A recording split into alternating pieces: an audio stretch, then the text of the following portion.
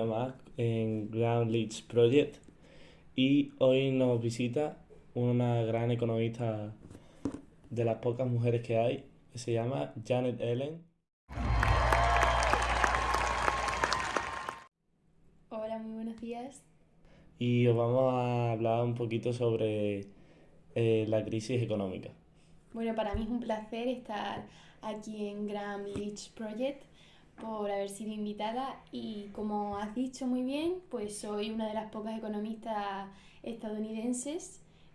Trabajo en la institución Brookings y soy doctorada por la Universidad de Yale desde 1971. Os vamos a hablar un poquito sobre los hechos más destacados de la crisis de 2007. Tenemos dos, principalmente yo voy a hablar de uno que es la burbuja inmobiliaria de Estados Unidos. Fue un fenómeno económico que se desarrolló en la década del 2000 y tuvo consecuencias graves en la economía del país y en la economía sobre todo global.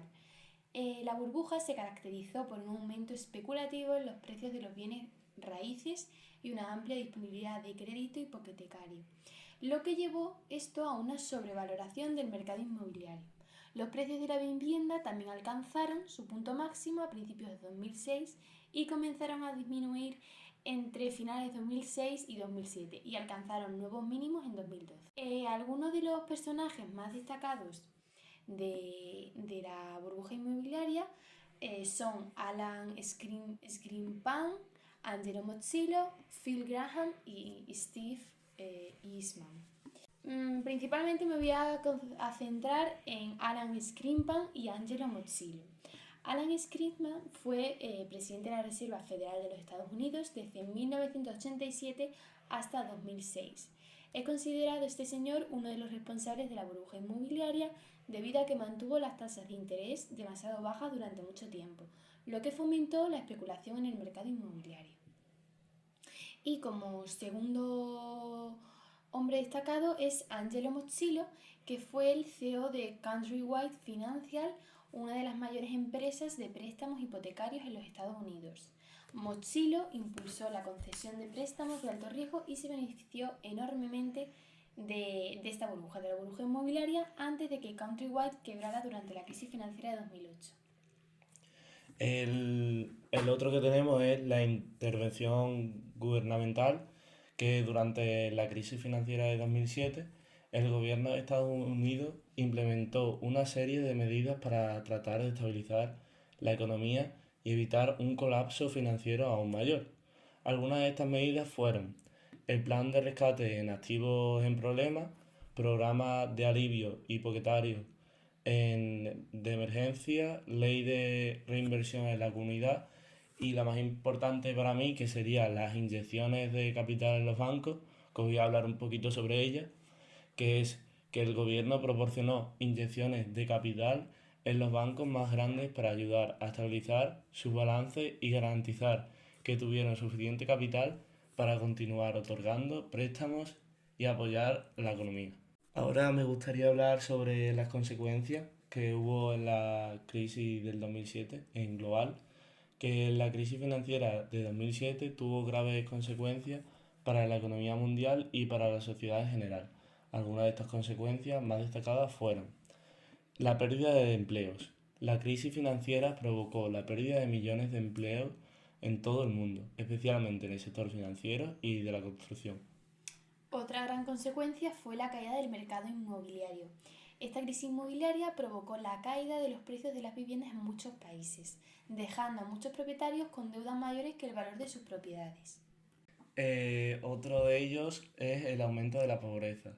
La crisis financiera agravó la situación de la pobreza y la desigualdad en muchos países, especialmente en aquellos con sistemas de protección social más débiles.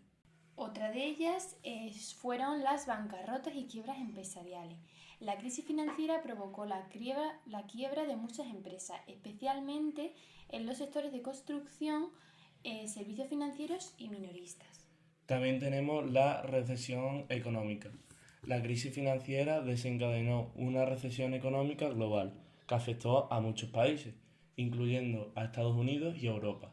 La recesión económica resultante se caracterizó por una disminución de la producción económica, una disminución del gasto de los consumidores y una reducción en la inversión empresarial. Y por último, como última consecuencia, tenemos el aumento de la deuda pública. La crisis financiera llevó a muchos países a aumentar su deuda pública para financiar los programas de rescate y estabilización de la economía. Ahora nos vamos a centrar un poquito más en el impacto que tuvo la crisis financiera en España. La crisis financiera de 2007 tuvo un gran impacto en la economía española. Algunas de estas consecuencias fueron la caída del mercado inmobiliario. En España fue uno de los países más afectados por la crisis inmobiliaria, con una gran burbuja inmobiliaria que se desinfló rápidamente, dejando a muchos propietarios con deudas mayores que el valor de sus propiedades. Otra fue el aumento del desempleo. La crisis financiera llevó a un aumento del desempleo en España, que alcanzó niveles históricos. Muchos trabajadores perdieron sus empleos debido a la recesión económica y especialmente en los sectores de la construcción y el turismo. La penúltima fue la crisis bancaria. España tuvo que rescatar a varios de sus bancos más grandes debido a su exposición al sector inmobiliario y a la crisis financiera. Esto resultó en una gran cantidad de dinero gastado por el gobierno en rescates bancarios.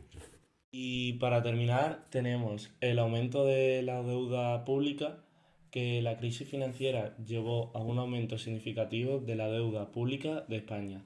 Esto se debió en gran parte al gasto en rescates bancarios y al aumento del déficit fiscal.